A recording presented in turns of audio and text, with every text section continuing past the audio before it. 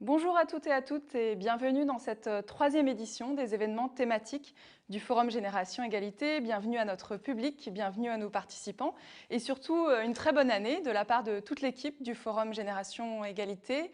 Une année qu'on espère en 2021 plus joyeuse, plus lumineuse qu'en 2020. Une année qui a bien commencé pour les droits des femmes sous de bons auspices, ou plutôt une année 2020 qui a bien fini, puisque pour revenir sur l'actualité très récente, le 30 décembre, il y a quelques jours seulement, nous avons eu la joie de célébrer la légalisation de l'avortement en Argentine. Je tenais à le dire en introduction, car nous avons la chance d'avoir avec nous aujourd'hui l'ambassadeur d'Argentine en France, et je suis sûre que nous allons en parler pour cet événement qui est justement dédié aux droits et santé sexuelle et reproductifs, ce qu'on appelle dans le jargon des activistes et des diplomates les DSSR. Et nous allons parler aujourd'hui avec nos 5 panélistes de choix que je présenterai au fur et à mesure et qui vont nous expliquer un peu en quoi consiste et quels sont les objectifs de la coalition sur les droits et santé sexuelle et reproductifs du Forum Génération Égalité. Alors, quelques rappels de base. Le Forum Génération Égalité, c'est le sommet Pékin plus 25, organisé par ONU Femmes, coprésidé par la France et le Mexique, en lien et avec la participation active de la société civile. Vous l'attendez tous, nous l'attendons tous, toujours. Il devait avoir lieu l'an dernier, en juillet 2020. Il a été repoussé en raison de la pandémie à cette année 2021. Donc ça y est, nous y sommes presque. Il aura lieu fin mars à Mexico et en juin 2021 à Paris. Il est unique, ce forum, car il réunit pour la première fois dans des partenariats multi-acteurs, à la fois des États, des organisations internationales, des ONG de la société civile, des fondations philanthropiques, des entreprises, le secteur privé. Et aujourd'hui, ce sont toutes ces catégories qui sont représentées parmi nos panélistes. Cet événement, c'est le troisième. Il est diffusé en direct et en français sur notre plateforme notregénérationégalité.org et simultanément, vous pouvez le regarder sur Twitter, Facebook et YouTube et le retrouver ensuite.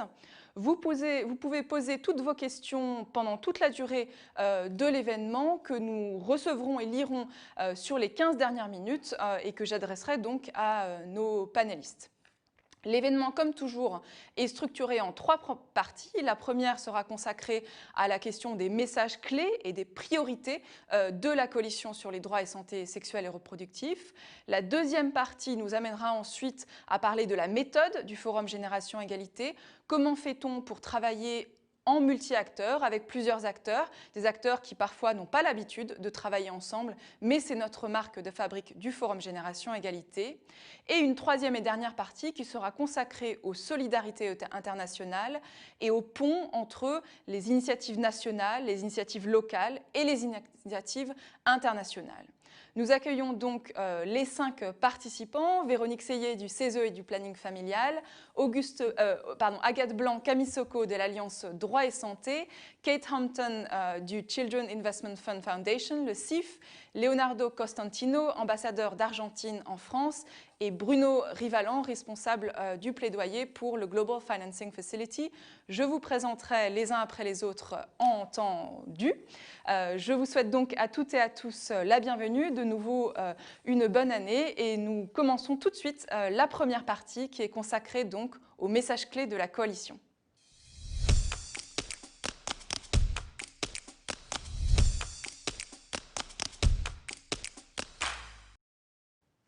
Dans cette première partie, comme lors de nos 2 précédents événements consacrés aux coalitions sur la lutte contre les violences basées sur le genre et à la justice et aux droits économiques, notre objectif c'est de comprendre avec nos participants quelles sont les priorités aujourd'hui dans le domaine des droits et santé sexuelle et reproductifs, s'il y a bien un droit en matière d'égalité entre les femmes et les hommes, s'il y a bien un droit des femmes qui est aujourd'hui remis en cause, attaqué de toutes parts, malheureusement depuis plusieurs années, ce sont bien ces droits et santé sexuelle et reproductifs.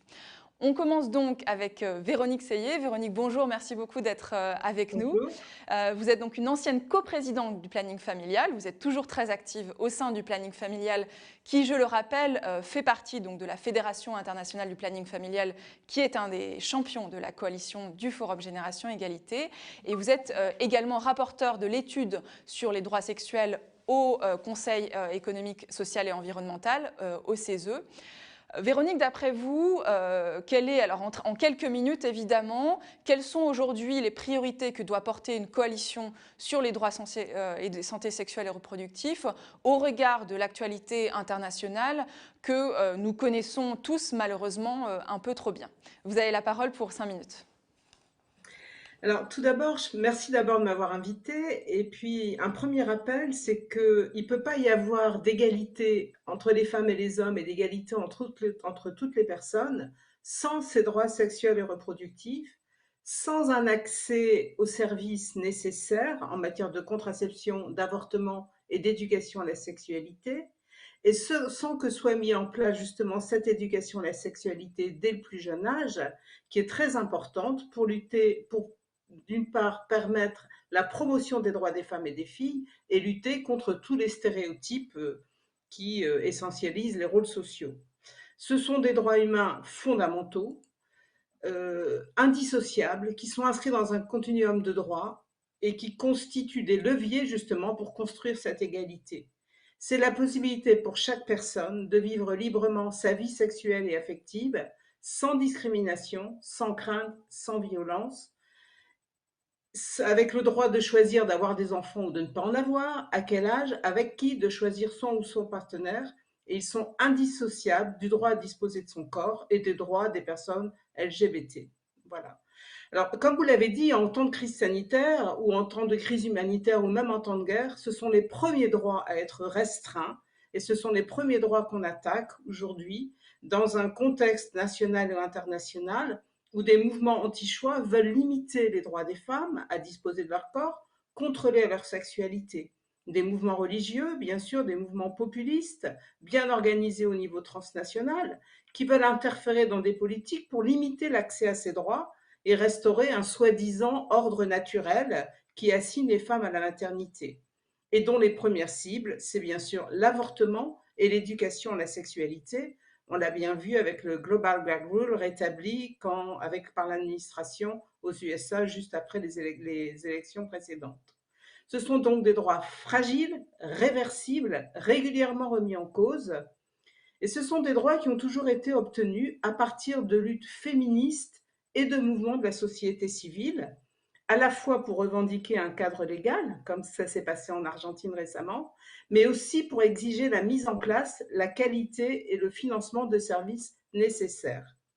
Alors, ce qui est important de dire aussi, c'est que c'est aussi le point faible de la plateforme de Pékin, malheureusement, même s'ils sont inscrits dans des conventions internationales aujourd'hui ou dans des résolutions européennes, ils ont toujours été un peu le parent pauvre des droits d'une façon générale. D'une certaine façon, dans ce plein de pays, on fait culpabiliser les femmes en les faisant se sentir hors la loi quand elles font quelque chose qui est interdit dans leur propre pays. Voilà. D'où l'importance de cette coalition où la France est engagée comme leader pour agir sur les normes, pour mettre fin à l'essentialisation des rôles sociaux, déstigmatiser l'avortement au niveau international et faire que ces droits soient reconnus par toutes et par toutes. Ça ne peut se faire que dans une démarche de co-construction avec les États, entre associations féministes et société civile qui a une bonne connaissance des besoins, et dans une approche globale qui articule droit, choix, santé sexuelle et reproductive, garantissant un accès universel et complet à tous les droits, sans les dissocier. Les champions de cette coalition veulent s'engager et agir ensemble pour que ces droits soient garantis et effectifs pour toutes les personnes.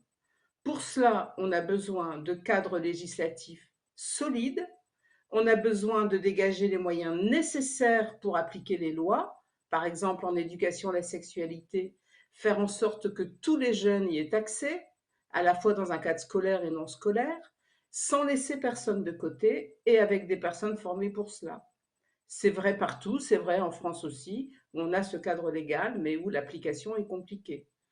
On a aussi besoin de développer des services d'accès à la contraception qui soient adaptés aux jeunes, accessibles dans la proximité, non jugeants et qui prennent en compte les problèmes de mobilité des jeunes. Avec des contraceptions qui doivent être accessibles, sans restriction, liées au coût ou à l'âge, et qui garantissent le choix des méthodes. Il est très important aussi, et ça je le souligne parce que c'est vraiment ce qui est attaqué aujourd'hui, de développer et de faciliter l'accès à l'avortement sur tous les territoires et dans toutes ses modalités. IVG médicamenteuse et IVG instrumentale, dans la proximité. Il faut qu'on arrête d'obliger des femmes à avorter loin de chez elles. Par exemple, en France, aujourd'hui, des femmes vont à l'étranger pour avorter parce qu'elles ne peuvent pas avoir accès aux services dans la proximité. Ça veut dire multiplier des lieux d'accès et des modalités d'accès, y compris en télémédecine, et pas seulement en temps de crise. Ça veut dire aussi impliquer davantage de professionnels comme les sages-femmes. Il faut aujourd'hui supprimer tous les obstacles existants à l'IVG, comme le recommande l'OMS, car ils ne diminuent pas le recours à l'IVG, mais rendent l'IVG beaucoup plus risqué. Et on sait qu'obliger une femme à poursuivre une grossesse dont elle ne veut pas est une violence. Et enfin, ce sera mon dernier point, il est absolument indispensable de forcer les associations féministes et les associations de terrain qui défendent ces droits et assurent un accès effectif aux services de santé sexuelle et reproductive. Il faut leur garantir un financement durable au niveau national et international. Ensemble, nous devons affirmer une solidarité internationale forte, comme cela se fait avec l'Argentine, avec la Pologne et avec d'autres pays, pour changer ensemble les normes et rendre ces droits accessibles pour toutes et tous. C'est ce qu'on veut faire au sein d'IPPF, au sein du collectif Génération Féministe et au sein de cette coalition. Nous voulons porter ça avec la France. Merci beaucoup, Véronique Seyé. Donc, IPPF, c'est bien la Fédération internationale du planning familial. Oui. Merci beaucoup pour votre intervention. Je voudrais parler maintenant avec Agathe Blanc-Camisoko. Bonjour Agathe, merci beaucoup d'être avec nous. Vous êtes porte-parole de l'Alliance Droit et Santé, donc, qui est une alliance de 11 ONG, si je ne me trompe pas, qui sont actives en Afrique de l'Ouest sur les questions de droit et santé sexuelle et reproductive. Et à ce titre, vous êtes aussi un des champions de cette coalition, dont fait partie la Fédération internationale du planning familial, l'Argentine, le GFF, le CIF et également la France, j'en dirais un petit mot en conclusion. Alors du point de vue des ONG, vraiment des ONG de terrain, quelles sont les priorités que vous portez parmi tout le champ qu'a décrit quelque part Véronique Seyé, droit à la planification familiale, droit à une contraception adaptée, droit à l'avortement, formation, éducation complète à la sexualité, et puis les différents outils également, l'outil législatif, la question des moyens financiers, la question de la formation, etc., etc. Donc, quelles sont les priorités, les messages clés que vous portez pour cette coalition qui devra véritablement faire avancer l'accès à ces droits sur les 5 prochaines années? Merci. Merci Madame l'ambassadrice et merci au secrétariat général du Forum Génération Égalité d'avoir invité les 22 organisations de l'Alliance Droit et Santé que je représente ici à cet important événement.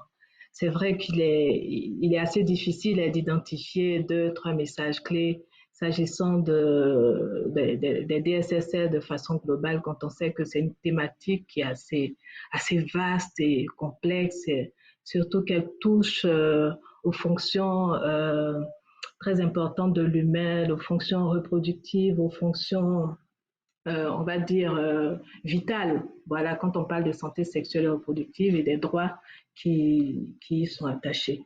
C'est pour cela que, concernant, au niveau de l'Alliance Droit et Santé, nous privilégions et ciblons une approche globale, notamment une approche basée sur les droits qui doit nous guider dans l'ensemble des messages que nous portons au sein de la coalition d'action et des priorités que nous identifions. Pour en revenir au contexte spécifique de la crise sanitaire de la COVID-19 et de ses conséquences, nous n'allons pas revenir là-dessus. Ce cauchemar que vit le monde entier, cependant, force est de reconnaître que cette crise sanitaire a révélé les failles de nos systèmes, notamment en ce qui concerne les DSSR. C'est pour cela que, comme il s'agit pour nous d'identifier les messages clés. Nous avons comme premier message celui de de véritablement prioriser les DSSR, même en temps de crise. L'oratrice précédente le rappelait si bien, que ce soit une crise humanitaire, une crise sanitaire ou même en temps de guerre, il faut que les questions relatives au DSSR soient véritablement privilégiées. Ils ne peuvent en aucun cas être relégués au second plan, pardon.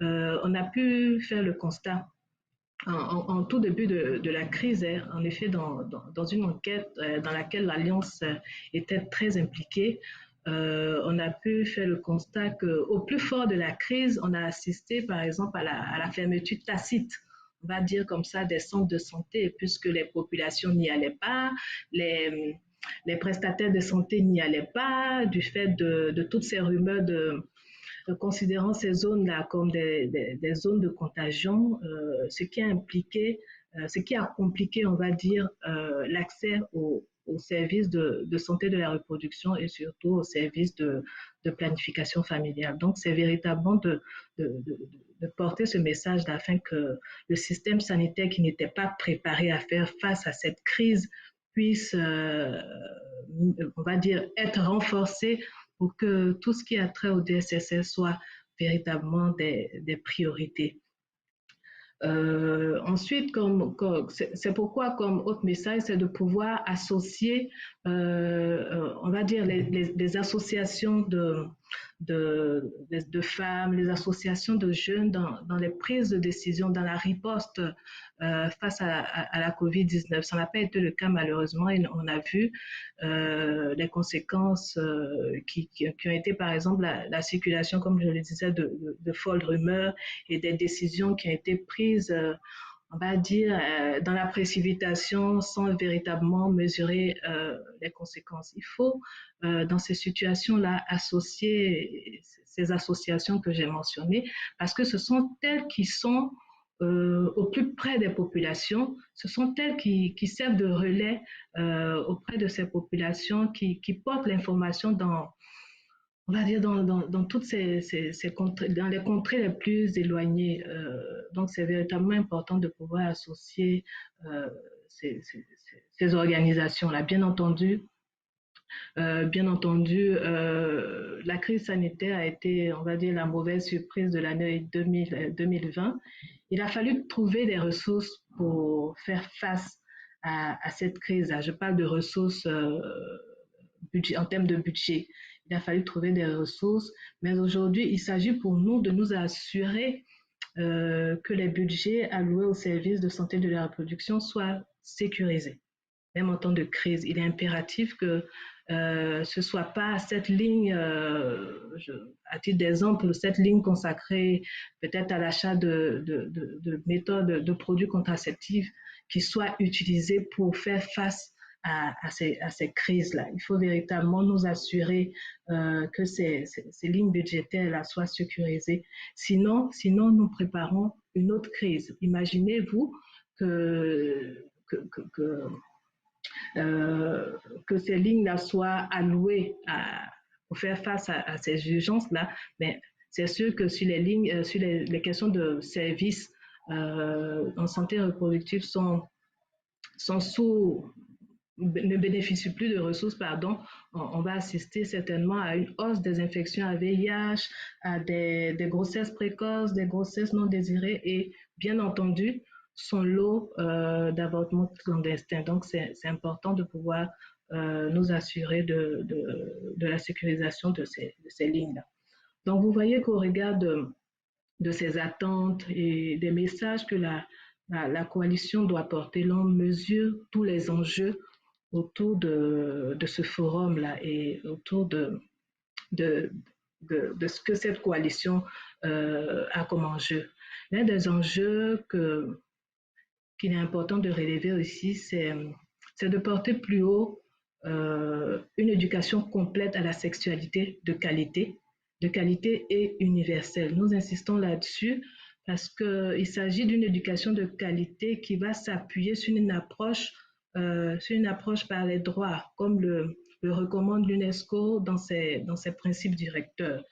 Jusqu'à présent, beaucoup valorisent l'approche santé de l'ECS. C'est bien beau. On souhaiterait avoir des adultes demain en bonne santé, c'est vrai, mais si l'approche par les droits est bien assimilée et le changement de normes sociales, culturelles, politiques sera bien entendu évident et comme résultat, nous aurons notre génération égalité que nous recherchons tant. Elle sera véritablement une réalité. Et quand on parle d'une ECS de qualité, il faut également accompagner cette dynamique-là d'une offre de services de qualité, y compris l'accès aux méthodes contraceptives. L'accès aux méthodes contraceptives sans discrimination, garantissant un accès de ces méthodes-là aux adolescents et jeunes, aux femmes, en toute tranquillité, sans aucune discrimination. C'est ce que promeut cette approche par les droits que nous portons et qui entend bien entendu le libre choix de l'usage ou non de contraception. Nous répétons encore ici, les politiques publiques en matière de droits en santé, en DSSR, doivent être motivées par la justice sociale, par les droits humains également, et pas uniquement par des politiques démographiques. En 1995, la conférence de Pékin reconnaissait que les femmes étaient maîtresses de leur sexualité. Le Forum Génération Égalité est le cadre pour aller plus loin dans cette approche. Et pour finir, nous mettons un point d'honneur à l'accompagnement et le soutien des organisations féministes, des jeunes féministes qui aujourd'hui s'inscrivent dans ce vaste mouvement de notre génération égalité et se mobilisent pour le Forum Génération Égalité. Il est important que ces organisations-là puissent être accompagnées, notamment des jeunes féministes d'Afrique de l'Ouest qui dans cette dynamique-là, sont sur le terrain et portent les messages que nous avons mentionnés ici dans le cadre de cette coalition d'action. Voilà, je vous remercie. Merci beaucoup Agathe Blanc-Camisoko. Vous avez dit beaucoup de choses, je retiendrai tout, mais j'en mentionnerai deux pour la suite de la conversation, peut-être si d'autres souhaitent réagir. Deux points essentiels que vous avez quelque part réitérés. Le premier, c'est la question de continuer à prioriser la défense des DSSR, même en temps de crise sanitaire et encore plus en temps de crise sanitaire. Cette priorisation, elle est évidemment politique, mais elle est aussi en termes de financement. Et là, peut-être que d'autres voudront réagir plus tard sur comment est-ce qu'on fait lorsqu'on est un financeur privé ou public ou international pour continuer à financer cet accès aux droits et santé sexuelle et reproductive, alors même que justement des dispensaires ont pu fermer et que certaines femmes n'ont pas pu avoir accès aux mêmes droits qu'elles avaient en temps normal. Et la deuxième chose, c'est le travail quelque part en multi-acteurs et la consultation des associations féministes. Vous avez parlé des organisations de jeunesse aussi à la fin, et notamment en Afrique de l'Ouest. C'est pas toujours le fort des États et des organisations internationales de savoir associer des organisations de la société civile à la prise de décision. Mais je souhaiterais tout de suite passer à notre deuxième partie, qui est donc consacrée à la question, et elle est en lien direct avec ces derniers propos, à la question du travail en multi-acteurs, qui est vraiment la marque de fabrique du Forum Génération Égalité. Et donc nous passons tout de suite à la seconde partie.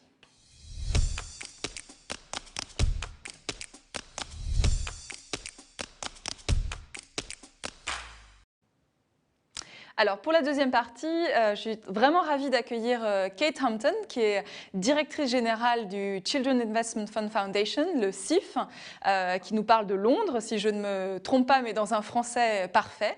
Alors, le CIF n'est peut-être pas très connu de nos interlocuteurs ou nos spectateurs français et francophones. Il est peut-être plus connu dans le monde anglo-saxon, et je crois aussi que le monde français et francophone n'est pas très habitué à la présence des fondations philanthropiques et à leur action fondation, d'autant plus dans le domaine de la santé sexuelle et reproductive.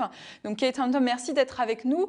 Est-ce que vous pouvez nous dire en quelques mots ce qu'est le CIF, pourquoi une fondation s'intéresse aux droits et santé sexuelle et reproductive, et quelles sont aussi, vous, les priorités que vous portez dans la coalition? Pourquoi avoir décidé, avoir choisi en tant que fondation, quelque part, de s'engager dans ce forum, qui est un forum à la base d'États et d'organisations internationales, travailler en collaboration avec les uns et les autres, les États, le secteur privé, les ONG, etc.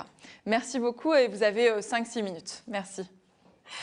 Merci beaucoup Delphine, et tristement mon français n'est plus très parfait, donc je dois lire mes propos, donc je suis désolée pour ça, mais enchantée d'être ici et bonne année à tous et à toutes. CIF, nous sommes une fondation privée exclusivement dédiée aux enfants et à la jeunesse, et on est financé à l'origine par un investisseur privé, mais nous travaillons depuis plus de 10 ans en tant que fondation indépendante à but non lucratif, et on travaille sur la santé infantile, la santé des adolescents, aussi l'éducation et la formation professionnelle des filles, et sur le changement climatique. Donc, en fait, une fondation philanthropique, le but, c'est de financer les ONG. Donc, c'est ça notre rôle. Et ça suppose un engagement stratégique à base de construire des coalitions de la société civile pour changer le monde dans les domaines dans lesquels on travaille. Donc, pour CIF, non seulement l'égalité des hommes-femmes est un droit fondamental, et ce que les économistes anglophones appellent un best buy en tant que développement économique et social. Mais aussi, pour nous, en tant que fondation infantile, c'est important parce qu'elle constitue un moyen très efficace d'enrayer le cycle intergénérationnel de pauvreté. C'est-à-dire que pour nous, le bien-être d'un enfant dépend avant tout du statut social et économique de sa mère. Et dans ce contexte, bien sûr, les DSSR sont essentiels. Les femmes doivent disposer de leur corps et avoir accès à des services de santé sexuelle et reproductive. Tout ça, c'est un prérequis pour atteindre l'égalité des genres. Depuis 2012, CIF travaille dans ce domaine avec des partenaires innovants et audacieux partout dans le monde. Et des progrès ont été réalisés, mais c'est beaucoup trop lent, notamment sur les questions qu'on appelle délicates. Et on dit délicates parce qu'il y a beaucoup d'opposition. Mais en fait, ces questions délicates deviennent de plus en plus fondamentale à l'atteinte de l'égalité des femmes. Les questions délicates sont, par exemple, l'autoprise en charge, l'éducation sexuelle intégrée ou la dépénalisation de l'avortement. Et Véronique et Agathe ont parlé beaucoup, en fait, de l'importance que tous les droits doivent être respectés sans les dissocier. Et ça, c'est très, très important. Donc, nous avons décidé de rejoindre le forum parce que nous voyons que cette initiative est une occasion de redoubler nos efforts. Et je suis tout à fait d'accord avec Agathe que dans cette période de crise sanitaire, il faut vraiment qu'on priorise cet effort, mais il faut travailler ensemble. Nous avons envie de travailler avec d'autres qui cherchent, comme nous, une action ambitieuse de la part des signataires du forum pour favoriser l'accès à l'information et aux services et renforcer les systèmes d'approvisionnement, des méthodes contraceptives et enfin changer aussi les normes sociales et culturelles qui limitent l'autonomie des femmes. Donc, pour répondre à ce genre de complexité, il faut travailler ensemble, il faut atteindre nos objectifs en travaillant de manière très collaborative. Si on travaille de manière cloisonnée, on ne va pas avoir la possibilité d'atteindre ces objectifs. Donc, les gouvernements, les secteurs privés, les partenaires de la mise en œuvre et les mouvements féministes et les jeunes doivent travailler tous ensemble. Donc, en tant qu'acteurs philanthropiques, nous avons acquis une expérience au travers des initiatives similaires dans d'autres domaines.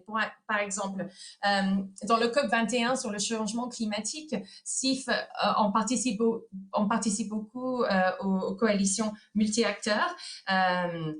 Et il y a aussi le FP 2020, ou par exemple Nutrition for Growth, tous ces noms sont en anglais. Et on a identifié certains facteurs que je vais partager avec vous qui sont nécessaires à la réussite de ce genre mouvements multi-acteurs. Premièrement, il faut avoir une vision commune. Ça, c'est essentiel et on l'a entendu déjà. Il faut avoir des engagements clairs, mesurables et audacieux. Ça sert à rien si on reprend le même terrain tout le temps. Donc, il ne faut pas dupliquer ce qui existe déjà. Il faut essayer de cibler les lacunes critiques. Et cette démarche doit être renforcée par un suivi régulier qui continue dans les années à venir, qui oblige chaque acteur vraiment à rendre ses comptes et à honorer ses engagements. Deuxièmement, on a besoin d'un engagement politique fort dans chacun des pays. Les droits des jeunes filles et des jeunes femmes doivent être une priorité politique au plus haut niveau.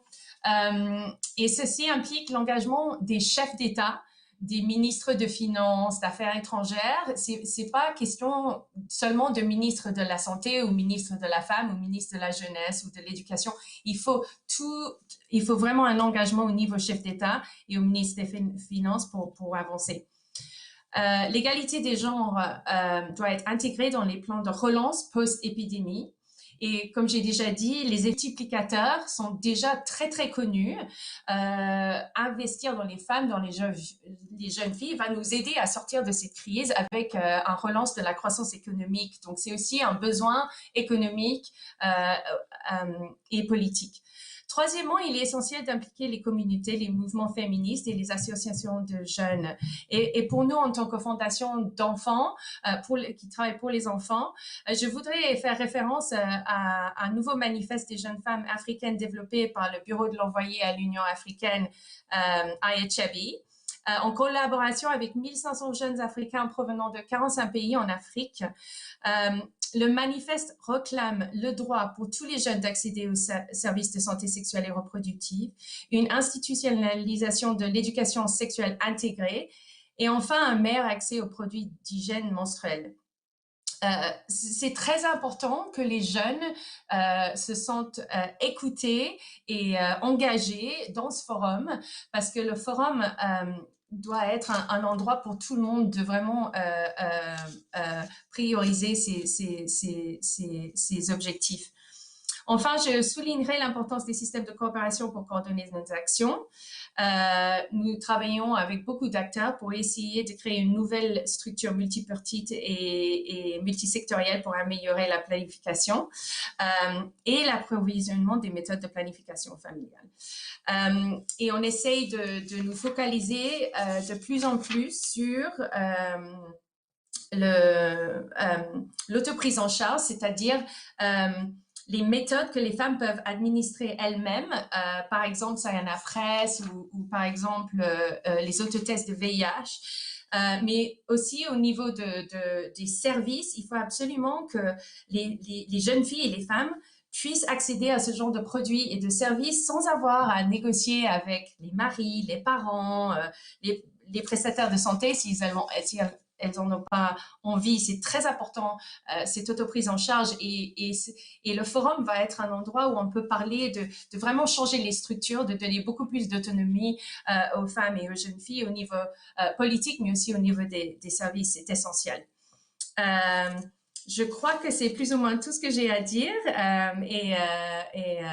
Oui, j'ai beaucoup d'ambition pour ce forum et je suis très contente de participer aujourd'hui. Merci. Merci beaucoup. Nous avons tous, j'espère, beaucoup d'ambition malgré la crise, encore plus en raison de la crise.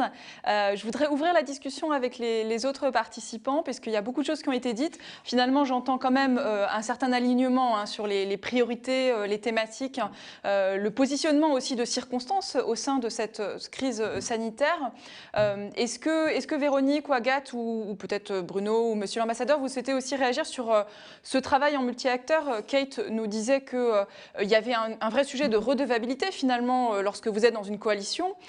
Comment être redevable sur les prochaines années à venir vis-à-vis des bénéficiaires, mais aussi vis-à-vis de vos autres partenaires.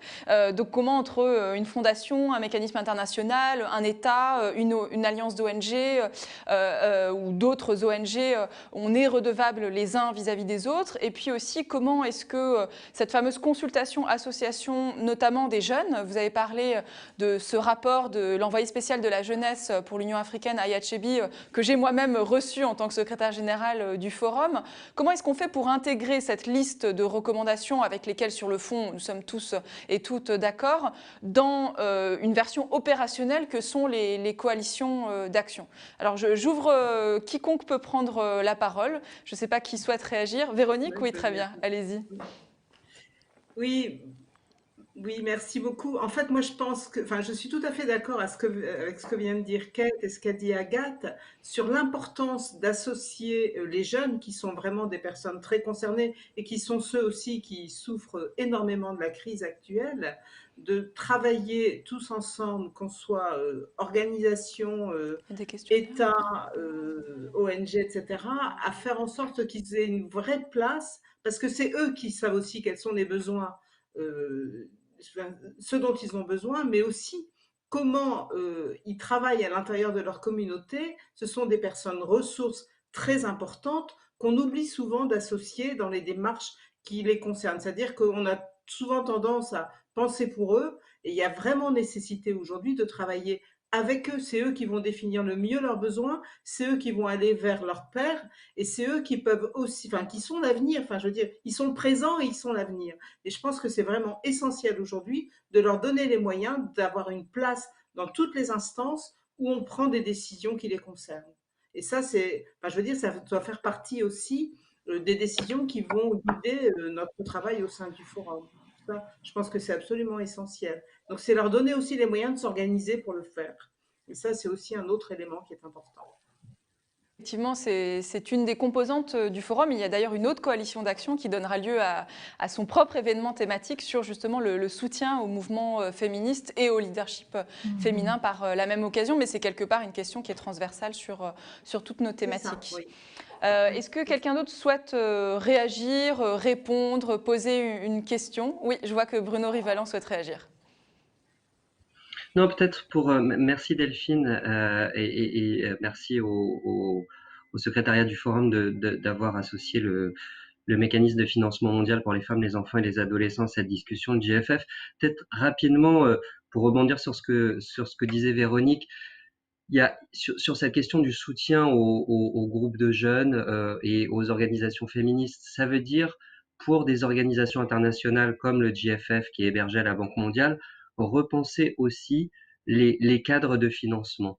On ne peut pas financer de la même manière une organisation, une grosse ONG internationale et des groupes de jeunes en Côte d'Ivoire. Et donc à nous aussi de prendre des risques peut-être plus au niveau financier, plus au niveau programmatique, pour permettre justement à ces associations, à ces groupes de jeunes, de pouvoir avoir un accès aux décisions, de pouvoir être soutenus financièrement pour participer, pour être véritablement moteur dans ces cadres de concertation et ces cadres diplomatiques. Et ça veut dire aussi travailler avec nos bailleurs de fonds pour s'assurer que donc ces règles puissent changer, puissent être adaptées pour qu'il y ait un véritable engagement de ces acteurs-là. Bruno Rivalan, effectivement, c'est un sujet qui s'impose aux organisations, aux mécanismes internationaux, mais aussi aux États aussi. Comment est-ce qu'on change les règles de financement sur le terrain? Je souhaiterais maintenant passer à notre troisième partie et donner la parole à l'ambassadeur d'Argentine et à vous, Bruno. Donc, notre troisième partie, la question est vraiment comment est-ce qu'on crée des solidarités internationales?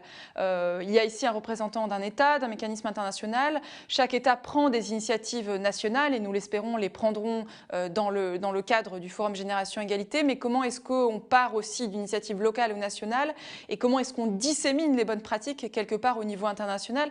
C'est l'idée du Forum Génération Égalité aussi, en pouvant passer à l'échelle des pratiques, des solutions, des mécanismes qui ont fait leurs preuves. Donc on passe tout de suite à la troisième partie.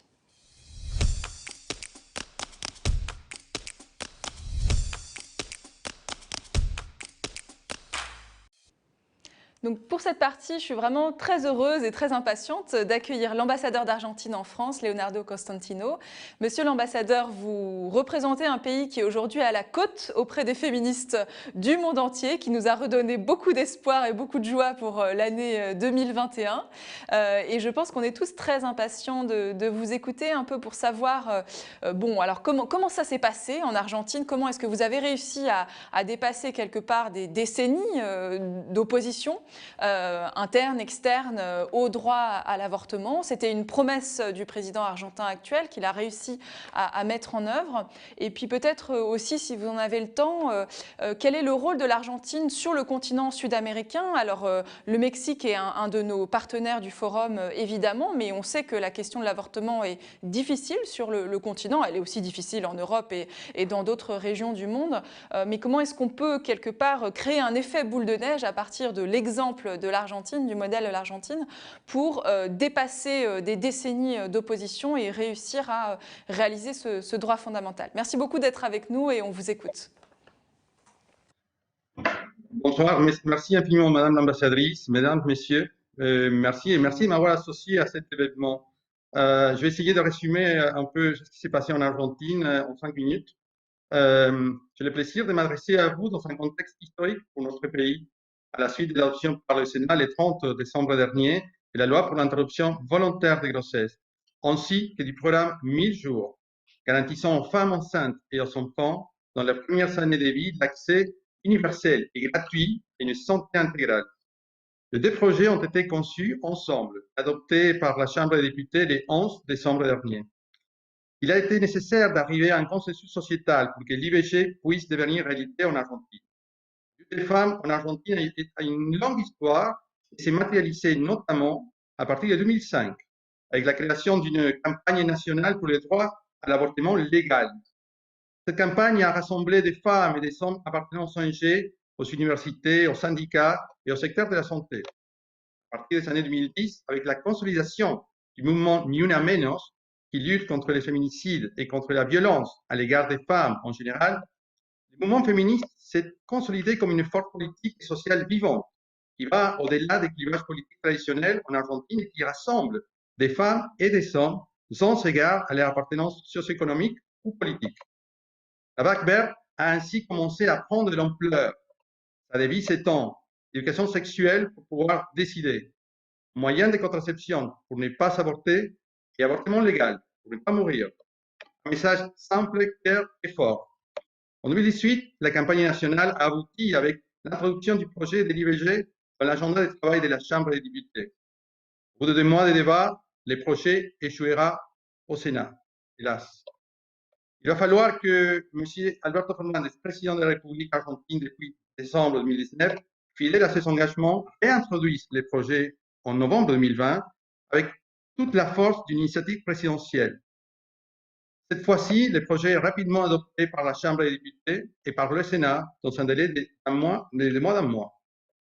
Dans le cas argentin, il est donc évident que la conquête des droits sexuels et reproductifs des femmes s'est exprimée à partir de la base. Pourtant, la marée verte des femmes et des hommes n'aurait pas pu aboutir sans une volonté politique qui l'a transformée en législation. D'où l'importance de travailler avec les nouvelles générations de femmes et d'hommes politiques. Et là, je rejoins les interlocuteurs sur l'importance d'associer les jeunes, la jeunesse, pas seulement en tant que consultation, sinon parce qu'ils sont l'avenir, ils sont l'avenir politique, ils sont les dirigeants de l'avenir. L'adoption de la loi a eu sans doute un impact en Amérique latine. Avec l'approbation de l'IVG, l'Argentine a rejoint Cuba, l'Uruguay, la Guyane, où cela était déjà légal.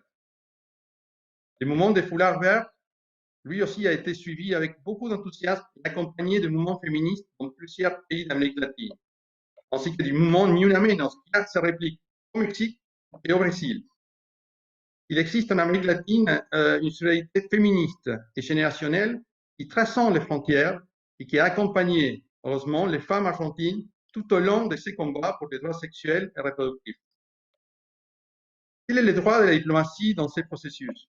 Comment pouvons-nous, nous les diplomates, accompagner et amplifier cette vague d'extension des droits?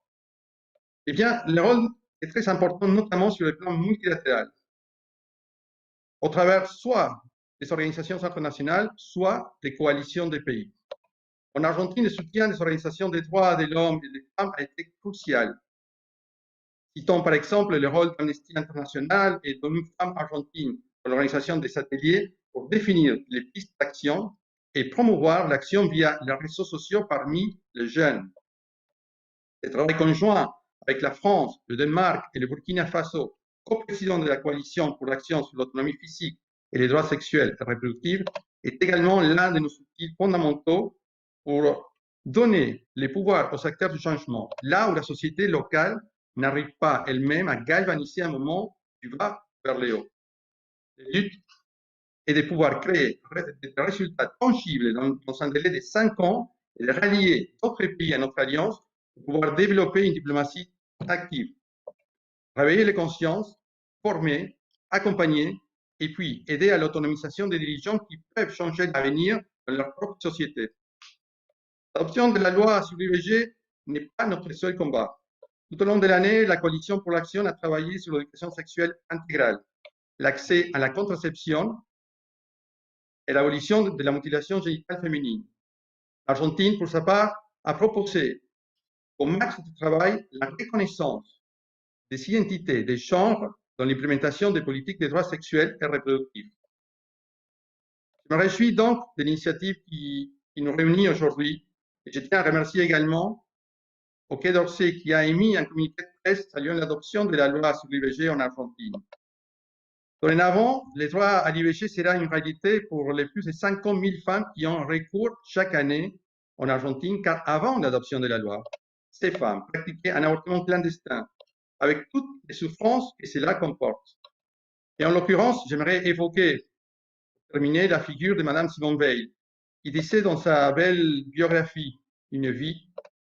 Bien entendu, j'ai consulté aussi de nombreux gynécologues. Ma surprise a été de découvrir combien leurs avis étaient partagés. En revanche, j'ai rencontré chez les généralistes une quasi-unanimité en faveur de la loi.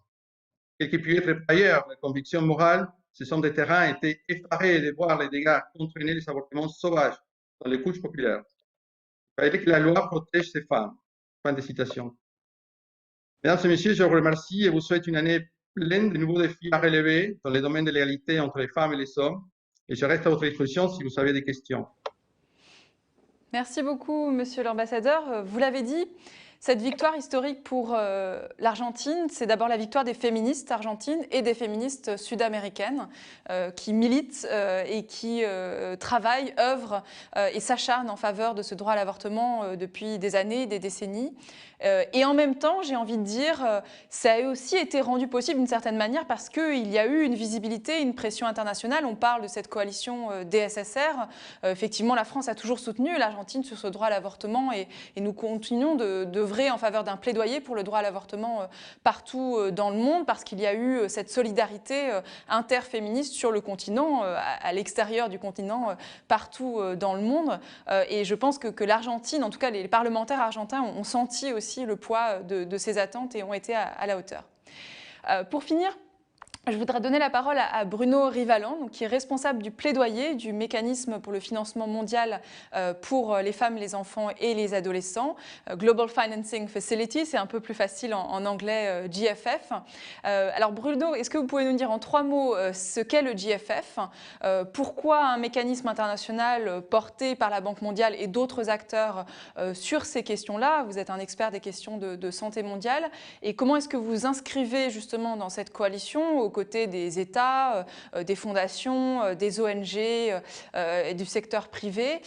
Et comment est-ce que, vous, par définition, un mécanisme qui est international peut aider quelque part à diffuser des bonnes pratiques et à passer à l'échelle des initiatives que vous soutenez dans tel ou tel pays ou dans telle ou telle région sur des échelles plus grandes? Merci, merci Delphine, merci à nouveau à vous, secrétariat du Forum, de nous avoir invités et d'organiser cet échange. Alors, qu'est-ce que le GFF? Donc, on a un mécanisme de financement intégré à la Banque mondiale qui a été créé en 2015 et qui soutient donc les pays à faible et moyen revenu à améliorer la santé des femmes, des enfants et des adolescents. Et qui a été créé pour répondre justement à ce déficit de financement. chronique sur ces questions-là. Et donc, nous finançons des plans nationaux avec 3 conditions. D'abord, ces plans nationaux doivent être pilotés par les gouvernements, mais avec la participation de l'ensemble des parties prenantes, y compris des associations et des groupes de jeunes et des groupes d'organisations féministes. Et toutes ces parties prenantes, qui regroupent aussi les bailleurs bilatéraux, qui regroupent le secteur privé, doivent s'accorder autour de ce qu'on appelle un dossier d'investissement. Ce dossier d'investissement, il va financer des interventions spécifiques, donc l'accès par exemple à la planification familiale, mais il doit aussi mettre en place un agenda de réforme qui soit légal ou qui soit lié au système de santé. Et nos financements sont conditionnés à des contreparties financières. Donc à la fois doivent être matchés des financements de la Banque mondiale dans les pays, des financements domestiques et l'alignement ou le cofinancement de bailleurs bilatéraux ou multilatéraux. Et enfin, on s'assure que la plupart de nos financements sont décaissés en fonction de résultats sur l'accès et la qualité des services. Et donc, si vous voulez, on répond à la fois à donc un déficit de financement, comme je l'évoquais. Aujourd'hui, c'est à peu près 1 milliard d'euros investis de notre part pour près de 11 milliards d'euros dans l'ensemble des 36 pays dans lesquels on intervient. Mais c'est aussi une dynamique collective pour définir des priorités. Et puis enfin, c'est une durabilité avec un agenda de réforme, comme je le disais, qui va au-delà des questions de la santé. Et sur la question spécifique des droits sexuels et reproductifs, aujourd'hui, c'est près de 80% de nos dossiers d'investissement qui prennent en compte ces enjeux. Et on est dans un dialogue actif avec nombreux pays, notamment d'Afrique de l'Ouest, pour soit créer ces nouveaux cadres d'investissement, soit les mettre à jour. Et je voudrais peut-être revenir sur l'impact de cette pandémie sur les DSSR, qui montre plus que jamais que cet enjeu doit être au cœur de l'agenda diplomatique, doit être une priorité de la communauté internationale. Ça a été évoqué par les précédents panélistes et notamment Agathe, que le droit des femmes, en particulier ces DSSR, font face à de violentes remises en cause qui ont bien sûr précédé la pandémie, mais celle-ci a été un révélateur de la fragilité des progrès acquis. Et donc, nous, dans les pays dans lesquels on intervient, ce qu'on a pu voir, c'était effectivement des ruptures dans l'offre de soins au début de la pandémie, des situations dans lesquelles des femmes étant sur le point d'accoucher ont vu leur accès à l'hôpital refusé par manque de lits disponibles ou de personnel. On a vu aussi la planification familiale remise en cause, avec près de 26 millions de femmes, encore une fois, dans les 36 pays dans lesquels on intervient, qui ont perdu accès à des moyens de contraception. Et aujourd'hui, il y a un léger changement. On voit que cette offre de soins est de retour dans la plupart des pays, mais on constate à travers des enquêtes avec la Banque mondiale que le principal enjeu est un enjeu économique, avec la moitié des personnes que nous avons interrogées qui n'ont pas recours aux soins en raison de l'incapacité à payer pour les transports, pour les intrants, pour les consultations. Donc c'est le nouvel enjeu auquel on fait face. Et si bien que on a à peu près réussi à définir l'impact qu'aurait cette crise sur la couverture des services, notamment des femmes, des enfants et des adolescents, avec une baisse de 20 à 25%. Donc c'est un recul considérable. Et donc ça montre la nécessité de créer cette impulsion forte pour que ces droits sexuels et reproductifs fassent partie des plans de réponse et des plans de relance. Et donc cette impulsion, elle peut être portée par cette coalition d'action inédite et avoir vraiment un effet d'entraînement sur un grand nombre de pays. Et je pense particulièrement aux pays francophones où les indicateurs en matière de DSSR sont parmi les plus alarmants pour à la fois donc rattraper ce retard, mais aussi accélérer les progrès. Et donc, cette coalition d'action, on voit vraiment ça comme un vecteur de solidarité avec ces pays et avec les populations les plus touchées. Un vecteur de solidarité face à l'absence de priorisation, comme on l'a vu, faite à l'autonomisation des femmes, aux droits sexuels et reproductifs. Un vecteur de solidarité face au déficit de financement aussi, au niveau mondial. Et un vecteur de solidarité face au manque d'intégration et à la fragmentation de ces services. On voit que dans de nombreux pays, les services de santé sexuelle et reproductive sont à côté du système de santé, à côté de l'offre de soins, ce qui vient qu'elles sont difficilement accessibles au niveau décentralisé, au niveau primaire, au niveau communautaire, et c'est ce à quoi aussi il faut remédier. Donc c'est pour répondre à ce triple défi qu'on a voulu, en tant que GFF, qu'organisation internationale, participer et être co-leader de cette coalition, tant on a besoin de ce coup d'accélération. Et je voudrais peut-être terminer sur un point qui me paraît important, c'est la traduction de cette ambition, de cet élan, de cette feuille de route commune au niveau des pays. Il faut véritablement qu'on s'assure que cette coalition d'action se traduise au niveau des pays, au niveau des communautés. Et notamment, il y a une urgence au niveau des ressources, au niveau du financement national qui me paraît fondamentale. Il y a une course pour la mise en place de vaccins qui est nécessaire, mais elle ne peut pas se faire au détriment de ces droits, au détriment des autres services essentiels. Et donc, il faut véritablement qu'il y ait une priorité qui soit donnée au financement de la santé et au financement de la santé sexuelle et reproductive.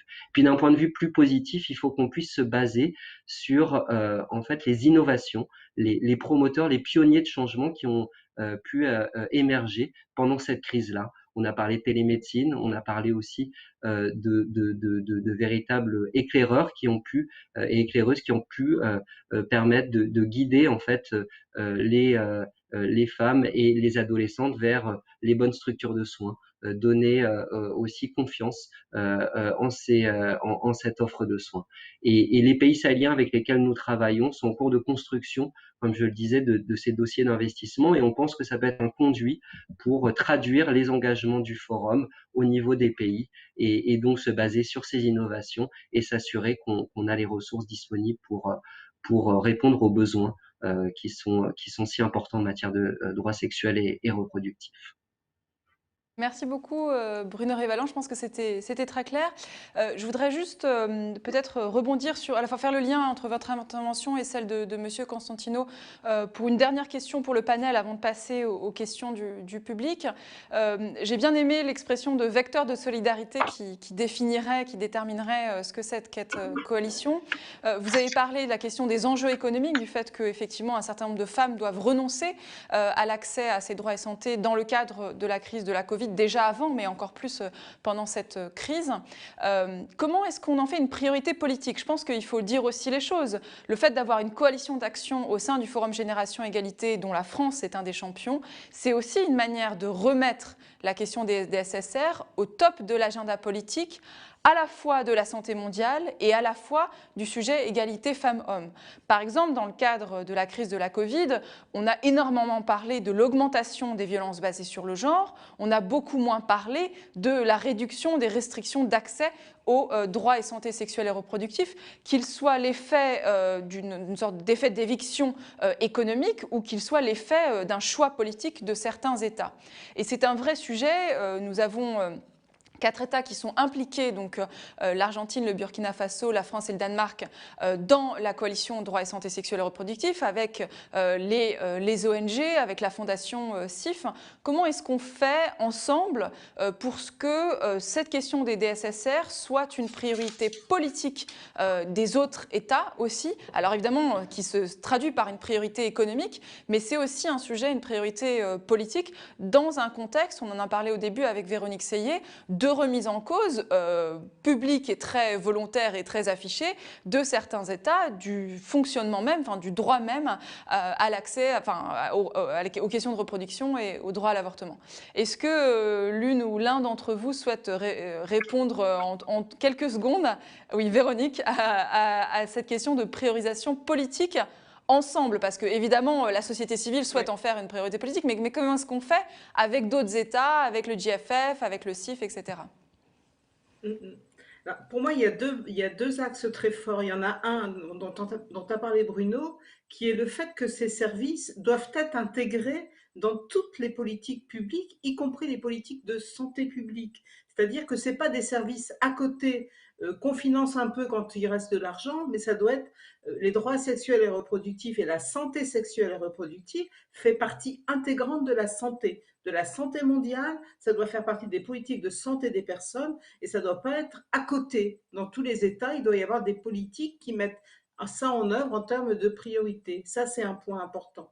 Et le deuxième point important pour moi, c'est la question de l'éducation, et on va y revenir. Ça doit être intégré dans toutes les questions d'éducation, parce que, par exemple, quand on a parlé de la crise, effectivement, on a vu des femmes qui se sont vues refuser des services, hein, par exemple, et on a même eu des témoignages comme ça au niveau du numéro vert du planning, où des femmes nous disaient j'ai téléphoné à un hôpital et on m'a dit mais vous comprenez, là on est en train de sauver des vies, on a autre chose à faire. Alors ça, c'est déjà important, mais ça veut dire toute la stigmatisation qui pèse, mais aussi l'autocensure des femmes. C'est-à-dire qu'il y a des femmes qui nous disaient « je n'ai pas voulu téléphoner à l'hôpital » ou « je n'ai pas pu le faire parce que je pensais qu'il y avait d'autres priorités avant ». Donc il y a deux choses qui sont importantes, c'est à la fois intégrer ça dans toutes les politiques publiques et en même temps intégrer ça dans les mentalités, c'est-à-dire que ce travail d'éducation est essentiel pour faire en sorte que ces droits soient reconnus comme des droits comme les autres et pas des droits à part. Ça me paraît vraiment essentiel en termes de politique publique nationale et internationale. Merci beaucoup. Est-ce que quelqu'un d'autre souhaite réagir avant qu'on passe on est un tout petit peu en retard, on a commencé un peu en retard. Oui, Kate, bien sûr, allez-y.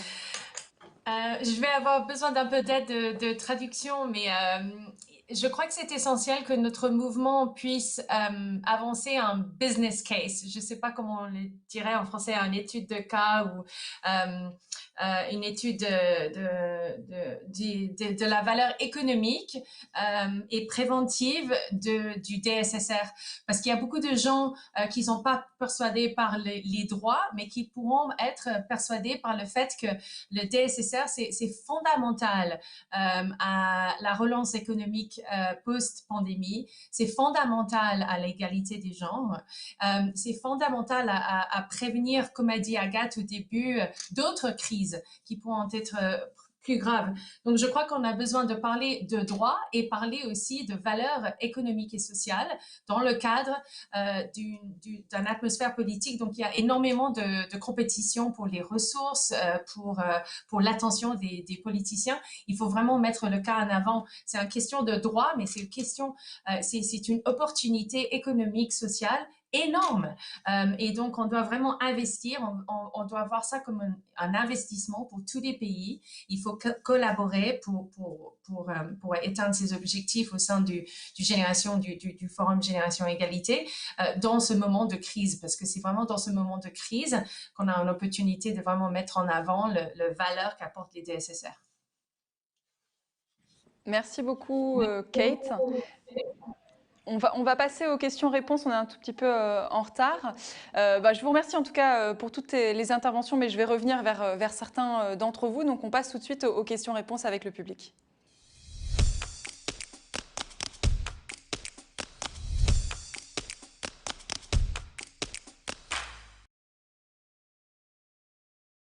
Je vais en sélectionner deux.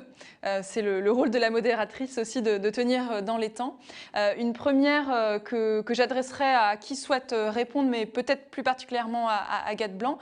Et une deuxième que, exceptionnellement, je vais m'adresser à moi-même puisqu'elle concerne le rôle de la France dans la coalition DSSR. Et je souhaitais quand même en dire un mot en changeant de casquette. Donc la première question porte sur la place qui sera faite dans la coalition DSSR à la lutte contre les pratiques néfastes et notamment les mariages précoces et les mutilations génitales.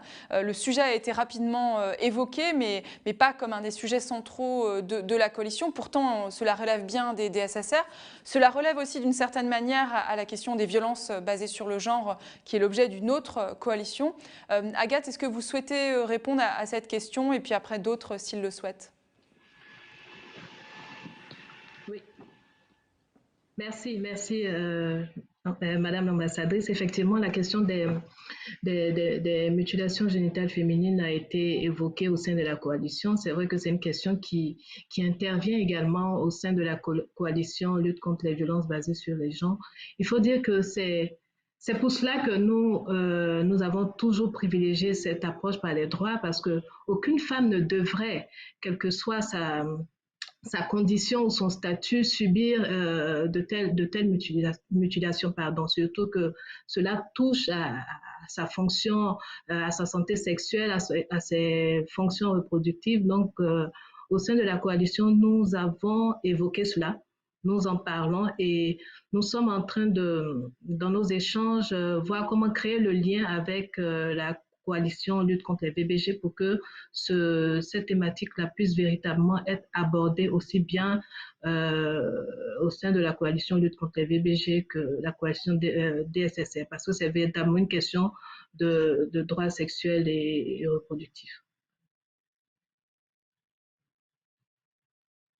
nous, en tant qu'organisateurs du forum, qu'il y ait des liens, des connexions entre les différentes coalitions. Tous les sujets sont reliés d'une manière ou d'une autre. Je parlais aussi de la coalition mouvement féministe qui est d'une certaine manière transversale. Et donc cette question des mutilations génitales et des mariages précoces relève à la fois de la lutte contre les violences, mais aussi de la question des droits et santé sexuelle et reproductifs.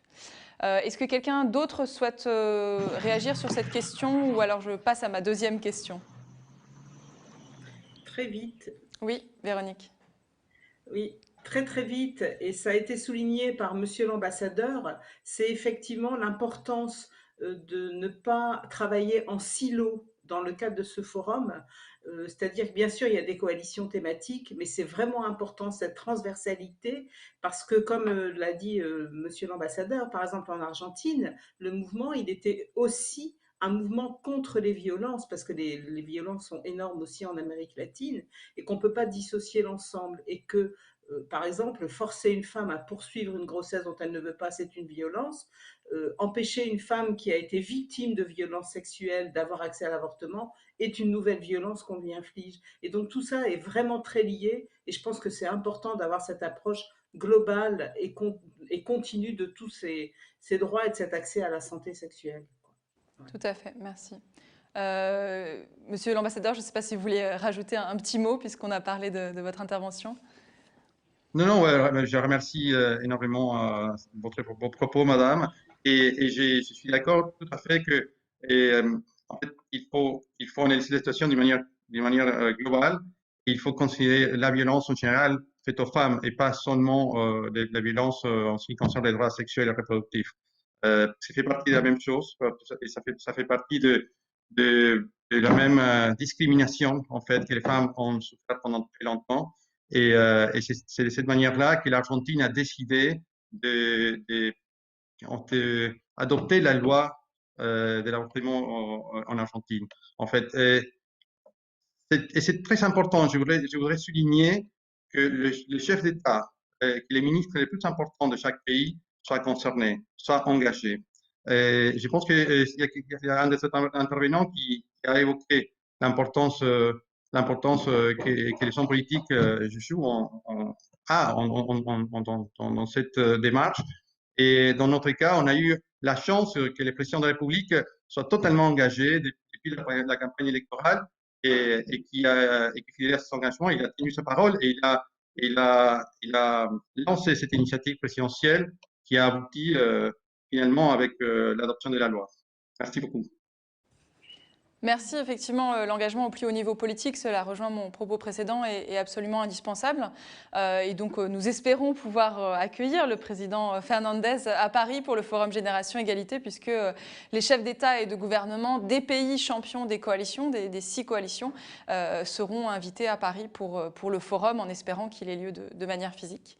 Je finis maintenant en guise de conclusion avec une question sur l'engagement de la France donc, au sein de la coalition DSSR, en plus de son rôle d'organisateur du Forum Génération Égalité. Donc, quelles sont les actions envisagées par la France au sein de la coalition d'action pour sa réalisation effective? Comment la France entend concrétiser cette priorité politique dans le cadre de la coalition d'action? Donc, je change de casquette, non pas en tant qu'organisatrice, mais en tant que secrétaire générale du Forum et représentante du ministère. Donc tout d'abord rappeler, comme le sait Véronique Seyé et Agathe Blanc, que c'était une demande aussi des organisations féministes françaises que la France soit championne de cette coalition DSSR, même si tous les autres sujets sont cruciaux et légitimes, et la France est engagée sur aussi la question genre et climat, les luttes contre les violences basées sur le genre, etc. Mais je crois que c'était vraiment quelque chose qui était très attendu de la part de la société civile internationale et française, que la France concrétise son engagement de longue date sur les DSSR en s'engageant comme championne de cette coalition. Nous avons des priorités qui ont été énoncées ici par les uns et les autres. Évidemment, les questions d'accès à la planification familiale et notamment la couverture en matière d'accès à la contraception. Kate Hampton a parlé de la nécessité que toutes les femmes aient accès à un moyen de contraception et à un moyen de contraception adapté à leurs besoins. Ce ne sont pas les mêmes moyens de contraception partout dans le monde, les mêmes moyens d'accès à cette contraception. Et donc ça, c'est un des axes forts que nous portons dans notre politique étrangère.